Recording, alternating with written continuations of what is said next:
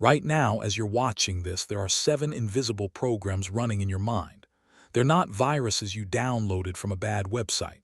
They're patterns you installed yourself unconsciously over years of conditioning.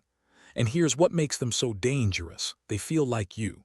That voice telling you to wait for the perfect moment, that's not wisdom. That's one of them. That habit of imagining everything that could go wrong, not caution. Another pattern. Your failures are not caused by bad luck or circumstances. They are symptoms.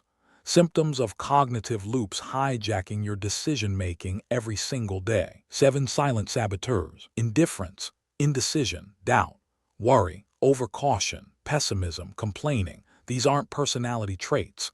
They're mental parasites feeding on your potential.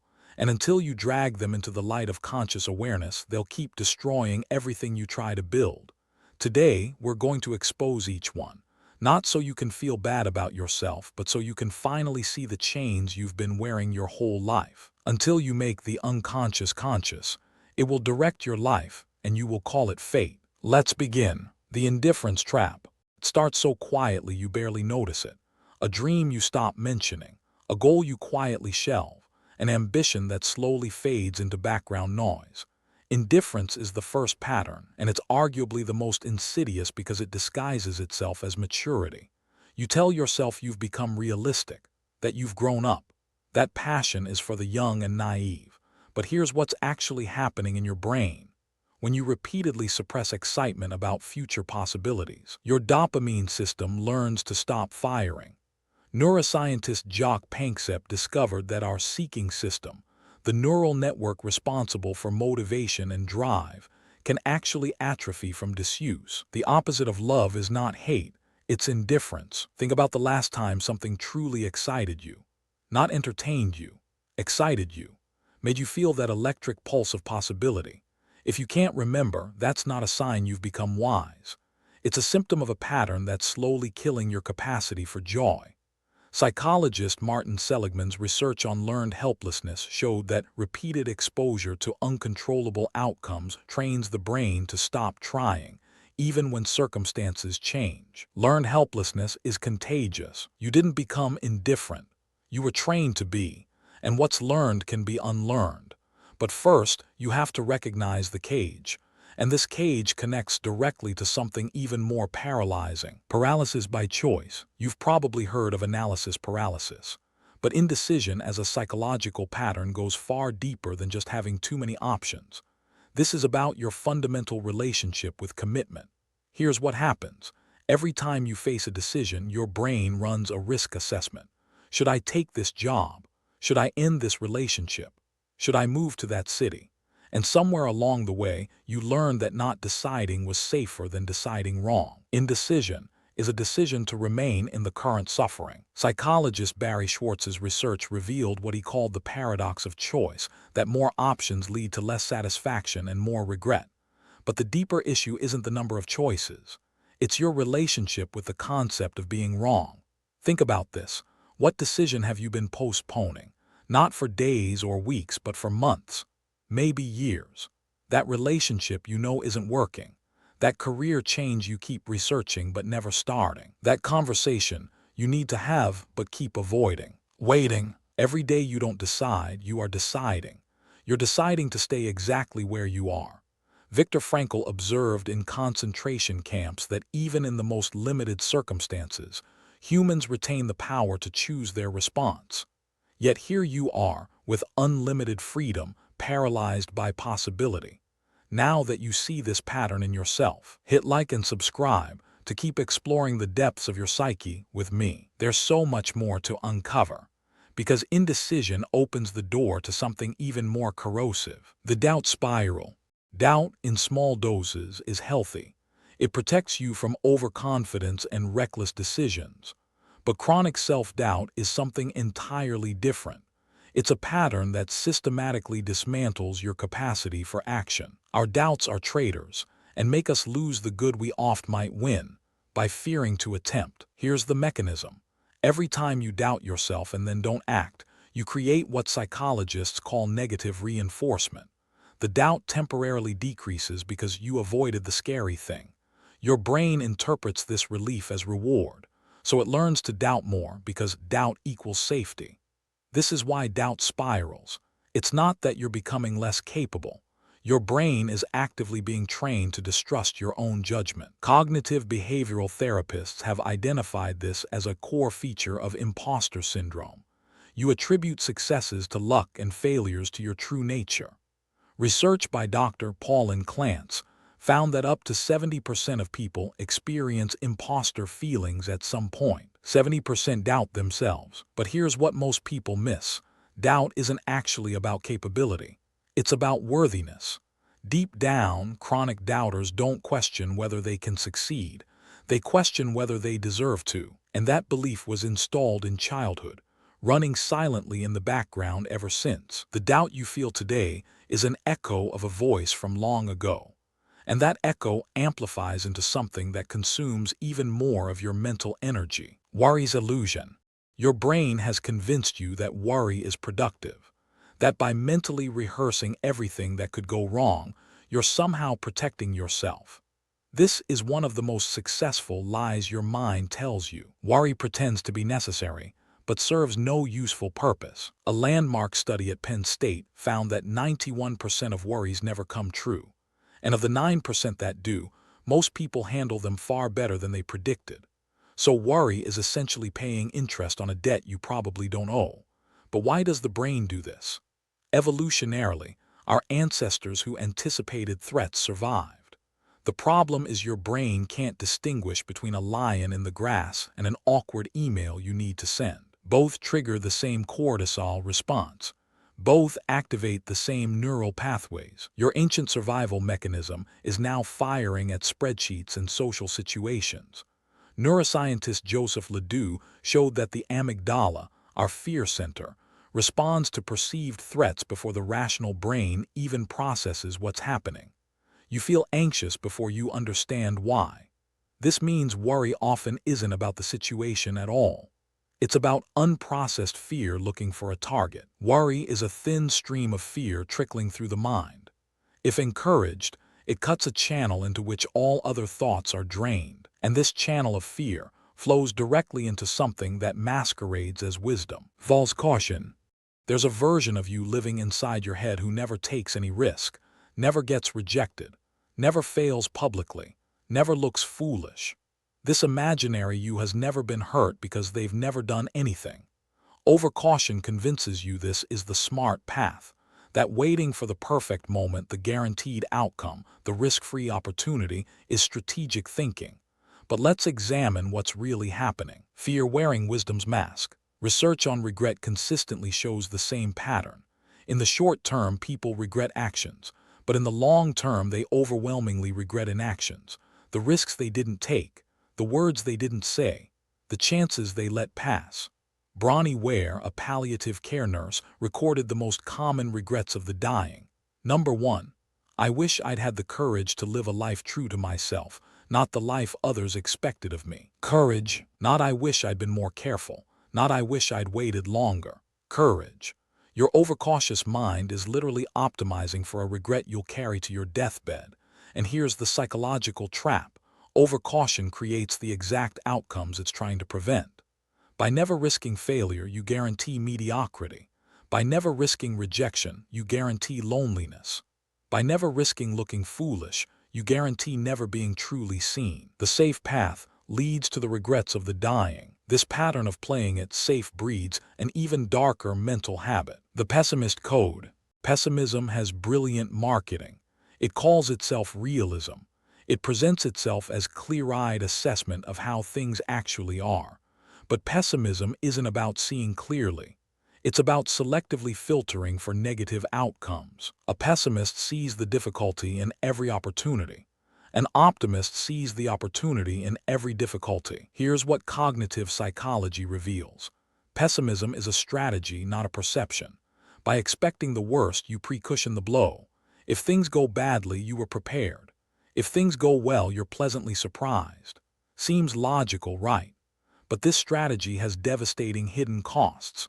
Dr. Martin Seligman's decades of research showed that pessimistic thinking styles directly correlate with depression, learned helplessness, and reduced immune function. Pessimists get sick more often, give up faster, and achieve less, even when controlling for talent and opportunity. Your prediction becomes your permission to stop trying. The most insidious part: pessimism creates self-fulfilling prophecies.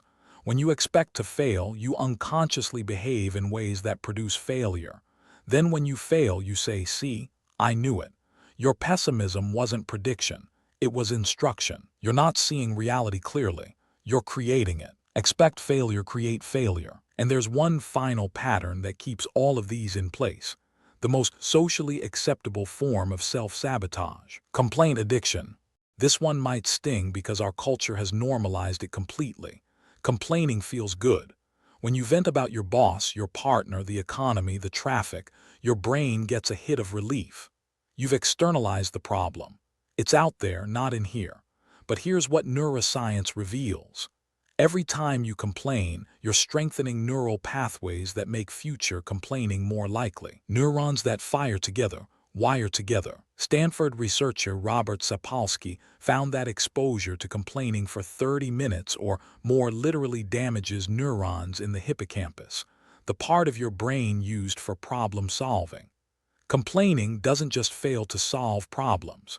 It makes you worse at solving them. 1. Complaining releases cortisol, stress hormones. 2. Cortisol impairs rational thinking. 3. Impaired thinking leads to more complaining. 4. The cycle becomes self-perpetuating. But the deeper issue is psychological. Complaining is a way to avoid responsibility while appearing engaged. It lets you stay comfortable while feeling productive. You get social bonding from shared grievances without any risk of change. The person who complains constantly has found the perfect excuse to never transform. After all, how can you change your life when everything is someone else's fault? Complaining is comfortable prison. This is the keystone pattern. Remove this one and the others begin to crumble. But there's more to understand about how these patterns work together. The pattern system. Now here's what makes these 7 patterns so devastating. They don't operate in isolation. They form a system, a self-reinforcing network designed to keep you exactly where you are. Watch how they connect. Indifference protects you from the pain of wanting something and not getting it. But it feeds indecision because if nothing matters, why choose? Indecision amplifies doubt because the longer you wait, the more you question yourself. Doubt generates worry. As your mind spirals through everything that could go wrong, these patterns form chains, and chains form prisons. Worry justifies overcaution because look at all these potential disasters to avoid. Overcaution breeds pessimism because playing it safe still doesn't work out. And pessimism leads to complaining, which feeds indifference, completing the cycle. 7 patterns forming one invisible prison. This is why addressing just one pattern rarely works. You might overcome doubt, but worry pulls you back. You might stop complaining, but pessimism undermines your effort. The system has redundancies. It's designed to survive. But here's the good news. Systems also have leverage points, places where small changes produce large effects, and understanding this system is itself the first leverage point. Awareness precedes transformation, but knowing isn't enough. You need to understand the path forward. Breaking free. So how do you dismantle a system that's been running for decades? Not through willpower, not through positive thinking. Those approaches treat symptoms while the system adapts. You dismantle it through conscious observation. You cannot solve a problem with the same mind that created it. Here's the practice. Every time you notice yourself being indifferent, indecisive, doubtful, worried, overcautious, pessimistic, or complaining, you create a gap, a moment of awareness between the pattern and your response. In that gap is your power. Awareness creates choice freedom. Cognitive behavioral research shows that simply labeling an emotion reduces its intensity. When you say, "I notice I'm doubting myself," instead of just doubting, you engage your prefrontal cortex. You step out of automatic reaction into conscious observation. Start with the easiest pattern to catch. For most people, that's complaining. It's external, obvious, measurable. Every time you catch yourself complaining, pause. Ask, "What would I do about this if I couldn't complain about it?"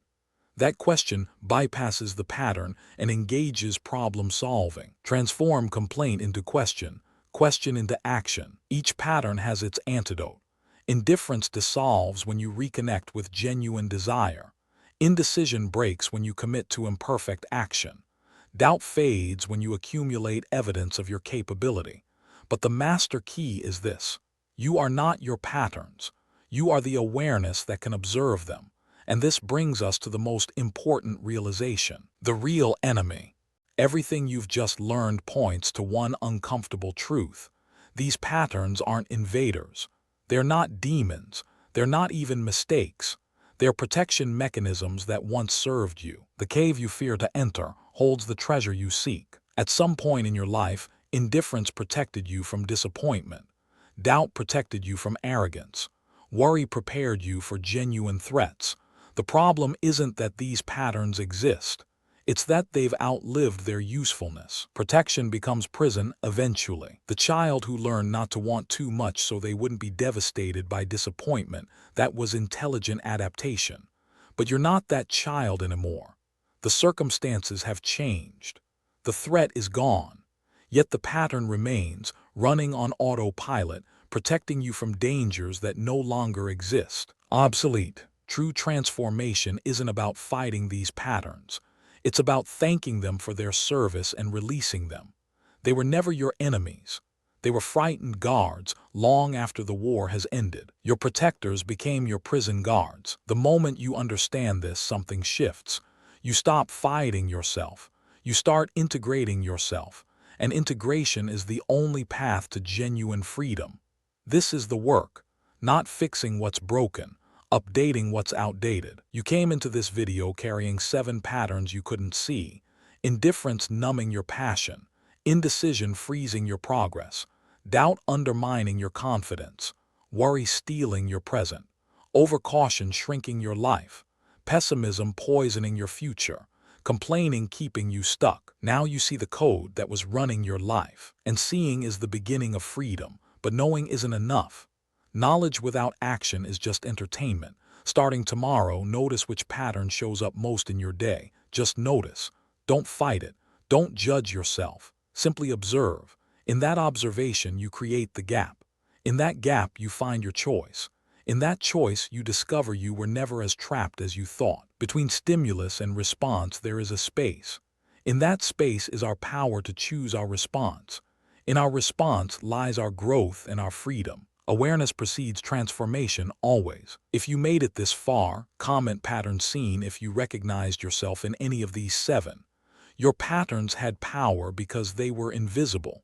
They're not invisible anymore. Welcome to the Psyche Project. If this gave you something to think about, subscribe. Understanding yourself is the work of a lifetime. See you in the next video.